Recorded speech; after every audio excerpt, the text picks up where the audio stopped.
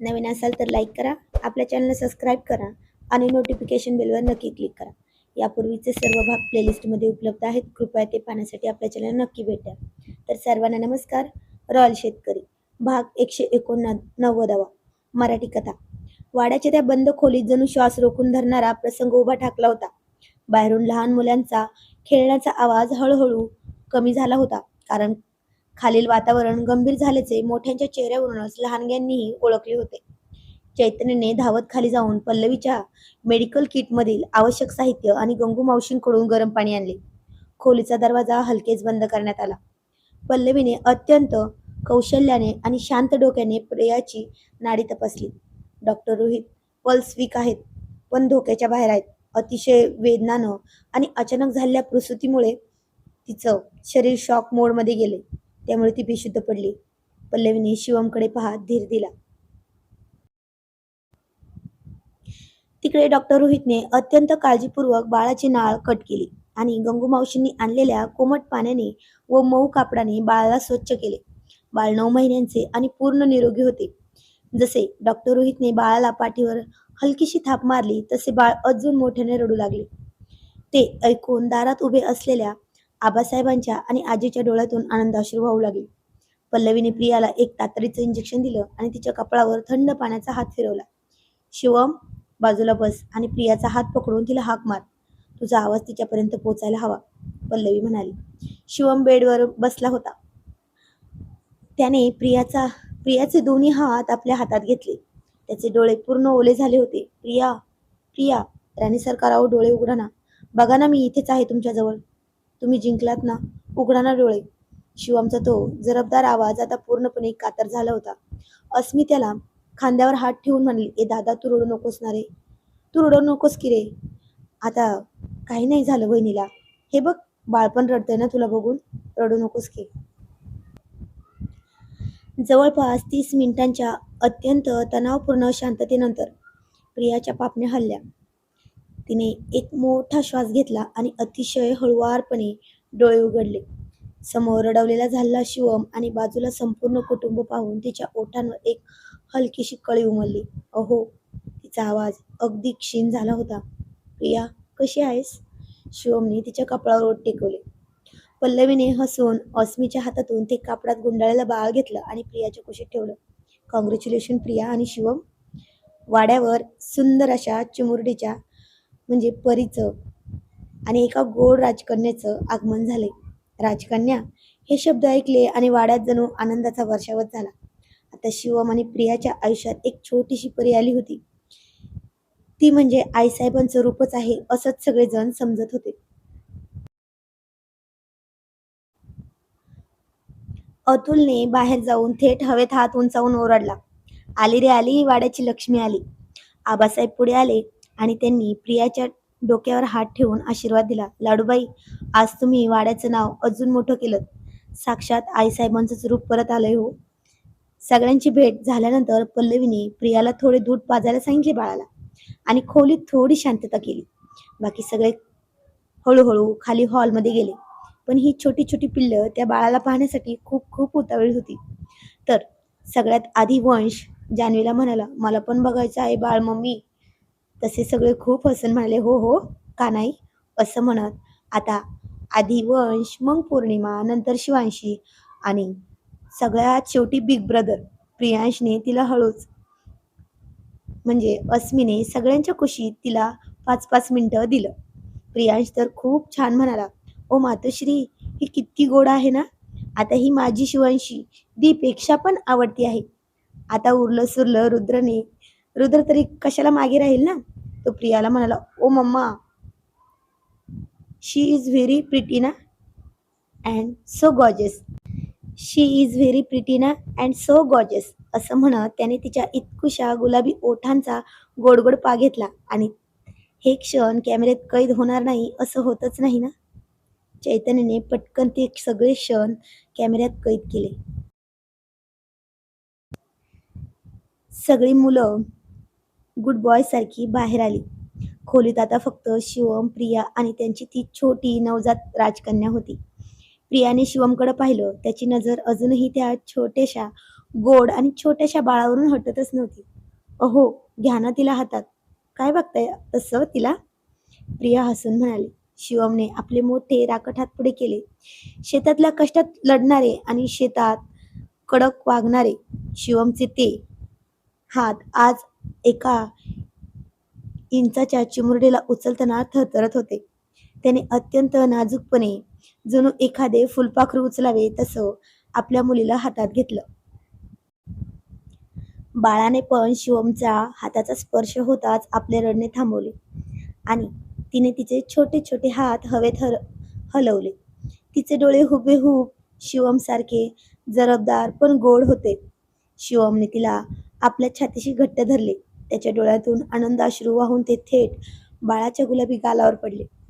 तो प्रियाच्या जवळ बेडवरच बसला आणि बाळाकडे पाहत अत्यंत भावूक, जड आणि प्रेमाच्या आवाजात म्हणला, "बघा ना राणी सरकार, किती लहान आहे ना ही आणि किती किती गोड आहे ना, अगदी तुमच्यासारखीच हो ना, आणि किती नाजूक आहे ना. खरंच राणी सरकार, आपली तिन्ही बाळं इतकी गोड आहेत की विचारूच नका. पण हिने आज या शिवमच्या काळजावर पूर्ण ताबा मिळवलाय बरं का. आपल्या शेतात आमचा हुकूम चालतो, पण आज सांगतो प्रिया, या वाड्यावर आणि माझ्या आयुष्यावर आता फक्त आणि फक्त या राजकन्येचाच हुकूम चालणार." हिच्या एका हसण्यावर हा शिवम स्वतःचं सर्वस्व वळून टाकेल. प्रियाने शिवमच्या खांद्यावर डोकं ठेवलं आणि तिने शिवमचा हात आपल्या हातात घेतला आणि म्हणाली, "अहो, आपली मुलं यामुळे गोड आहेत कारण तुम्हीच खूप छान आहात, माहितीये तुम्हाला." आणि असं म्हणतच तिने त्याच्या खळी पडणारी दोन्ही गालं हातात घेऊन पटपट ओठ टेकवत म्हणली, "अहो, मला आता झोपायचं आहे. मम्मीला फोन केला होता का?" तर शिवमने वळून प्रियाच्या ओठांवर आणि मग मुलीच्या कपाळावर अत्यंत सुंदर, घट्ट आणि मायाचं चुंबन घेतलं आणि म्हणाला, "हो राणी सरकार, तुम्ही फक्त आराम करा. बाकी सगळं आम्ही बघतो." खूप वर्षानंतर डॉक्टर रोहित पल्लवीच्या येण्यानं आणि या चिमुरड्या परीच्या अनपेक्षित जन्मप्रसंगाने वाड्याची ही रात्र इतिहासात सुवर्ण अक्षरांनी लिहिली गेली. वाड्याचे अंगण आता आज नव्या जन्माने, आज खऱ्या अर्थाने तृप्त झालं होतं. वाड्यावर चिमुरड्या राजकन्येच्या आगमनाचा आनंद साजरा होऊन काही दिवस उलटले होते. पण आता डॉक्टर रोहित आणि पल्लवी यांच्या सुट्ट्याही संपत आल्या होत्या. पुन्हा एकदा त्या परक्या देशात म्हणजेच अमेरिकेला जाण्याची वेळ आली होती. पण जाण्यापूर्वी डॉक्टर रोहितच्या मनात एकच हट्ट होता, "शिवम पाटील, आबासाहेब, निघण्यापूर्वी मला एकदा माझ्या स्वतःच्या घरी म्हणजे मुजुमदार पॅलेसवर जायचं आहे. गेली कित्येक वर्ष ते घर बंद आहे. माझे मॉम डॅड देवाघरी गेले आणि मी ते घर सोडून अमेरिकेला शिफ्ट झालो. पण माझ्या छोट्या रुद्रला त्याचं स्वतःचं मूळ घर, त्याचे आजी आजोबा कुठे राहायचे हे दाखवणं पण मला गरजेचं वाटतंय." आबासाहेबांनी डॉक्टर रोहितच्या पाठीवर हात ठेवला आणि म्हणाले, "अरे डॉक्टर रोहित, ते तुझं हक्काचं घर आहे बाळा. नक्की जा. जुन्या आठवणींना उजाळाही देणं मनाला उभारी देतं." दुपारची वेळ होती. प्रियाची प्रकृती आता बरी होती म्हणून शिवम, अतुल, सचिन, चैतन्य, अभि, जान्हवी, संपूर्ण रॉयल टोळी डॉक्टर रोहित पल्लवीसोबत त्यांच्या मुजुमदार पॅलेस समोर गाडी येऊन थांबली. एकेकाळी गजबजलेला हा भव्य मुजुमदार पॅलेस आज कित्येक वर्षांच्या बंद वातावरणामुळे शांत उभा होता. गेटवर सुकलेली पानं पडलेली होती. सगळी झाडं सुकलेली होती. डॉक्टर रोहितने पुढे होऊन जड अंतकरणाने दरवाजाचे मोठे कुलूप उघडले. चैतन्यने हळूच पॅलेसचा दरवाजा ढकलला. तसा एक जुना ओळखीचा सुवास हवेत दरवळला. छोटासा रुद्र पल्लवीचा हात धरून मोठ्या कुतूहलाने आजूबाजूला पाहत होता. "डॅडी, हे आपलं घर आहे का? हे एवढं मोठं का आहे?" रोहितच्या ओठांवर एक कारुण्यमय हसू उमटलं. त्याने रोहितला कडेवर घेतलं. "हो बेटा, हे तुझं घर आहे. तुझं स्वतःचं घर आहे. इथे तुझे दादू आणि दादी राहायचे आणि ते तुझ्या दादूनी स्पेशली तुला सगळं इथेच भेटावं म्हणून बनवलं होतं. असं म्हणतात, माहेरी आईवडील असले की ते माहेरी आहे तोपर्यंतच आपलं माहेर असतं. पण इथं तर त्याच्या उलट झालं होतं ना." पल्लवीचे सासू सासरे जे आईवडिलांपेक्षा तिच्यावर जास्त माया करायचे तेच नव्हते. मग आता ते सासर पण तिला परकं वाटत होतं ना.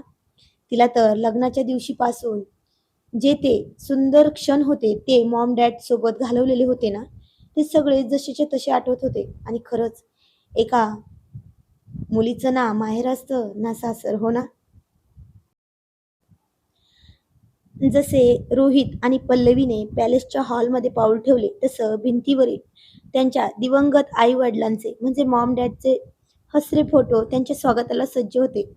डॉक्टर रोहितचे मन एका क्षणात भूतकाळात निघून गेले. पल्लवी हळूच किचनच्या दारापाशी गेली. तिथे पाहताच तिच्या डोळ्यासमोर काही वर्षांपूर्वीचा प्रसंग जिवंत झाला. लग्न झाल्यावर जेव्हा ती पहिल्यांदाच किचनमध्ये आली होती, तेव्हा डॉक्टर रोहित मागून गुपचूप यायचा आणि तिला कमरेत धरून छेडायचा. तेवढ्यात मॉम अचानक यायच्या आणि रोहितची कशी धावपळ उडायची. मॉम हसून म्हणायच्या, "अरे रोहित बेटा, रोहित बेबी जरा दमाने घे, माझी सून घाबरेल ना." आणि पल्लवीला अजून कशी लाल व्हायची हे आठवून पल्लवीने आपल्या ओठांवर हात ठेवला. तिच्या डोळ्यांतून पाणी घळाघळा वाहू लागलं होतं. डॉक्टर रोहित आपल्या जुन्या बेडरूमकडे वळाला. तो बेडवर पाहत हरवून गेला. त्याला आठवले, जेव्हा तो सकाळी उशिरापर्यंत झोपलेला असायचा तेव्हा मॉम खोलीत यायच्या. त्या हळूच खिडकीचा तो जड पडदा बाजूला करायच्या आणि लख्ख होऊन थेट रोहितच्या चेहऱ्यावर पडायचे.